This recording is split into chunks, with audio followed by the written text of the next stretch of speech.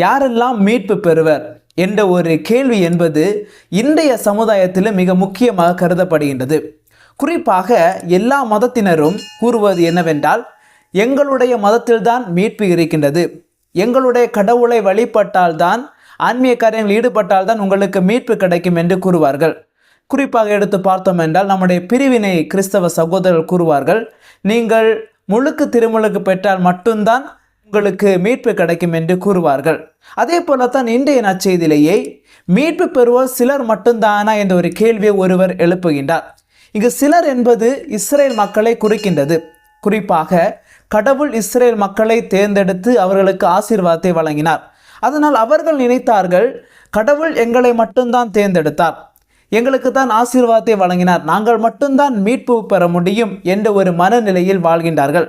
ஆம், இஸ்ரேல் மக்களை ஆண்டவராய கடவுள் தேர்ந்தெடுத்தார், அவர்களுக்கு ஆசீர்வாதத்தை வழங்கினார், அவர்களை தான் குருக்களாக நியமித்தார். எதற்காக என்றால், தன்னுடைய அந்த நற்செய்தியை உலகெங்கும் பறைசாற்றுவதற்காக. ஆனால் அந்த இஸ்ரேல் மக்கள் தாங்கள் பெற்ற அந்த வாய்ப்புகளையும் திறமைகளையும் தங்களுக்கு என்று மறைத்து வைத்தார்கள். அந்த கடவுளுடைய அந்த பணியை செய்வதற்கு அவர்கள் முன் வரவில்லை. ஆனால் இயேசுவினுடைய நோக்கமும் அவருடைய சிந்தனை எவ்வாறு இருக்கிறது என்றால், சிலர் மட்டும்தான் மீட்பு பெற முடியும் என்பது கிடையாது. மாறாக அனைவருமே மீட்பு பெறுவார்கள், அனைவருக்குமே விண்ணகம் இருக்கிறது என்பதை இயேசு எடுத்துரைக்கின்றார். எவ்வாறு என்று பார்த்தோம் என்றால், ஒருவருக்கு கடவுள் மீது நம்பிக்கை இல்லாமல் இருக்கலாம், ஒருவர் ஆன்மீக காரியங்களில் ஈடுபடாமல் இருக்கலாம். ஆனால் அவருடைய வாழ்வு முறை, அவருடைய நடவடிக்கைகள் நேரிய உள்ளத்தோடும் பிறரை காயப்படுத்தாமலும் அமைதி ஏற்படுத்துவதாகவும் அன்பை பரிமாறுவதாக இருந்தால் அவருக்கு நிச்சயமாக மீட்பு கிடைக்கும். அதைத்தான் நம்முடைய திரு அவையினுடைய சட்டத்திலே நாம் படிக்கின்றோம். திரு அவையில் மட்டும்தான் மீட்பு என்பது கிடையாது, மாறாக திரு அவைக்கும் வெளியேயும் மீட்பு இருக்கிறது என்பதை நமக்கு கற்றுத்தருகின்றது.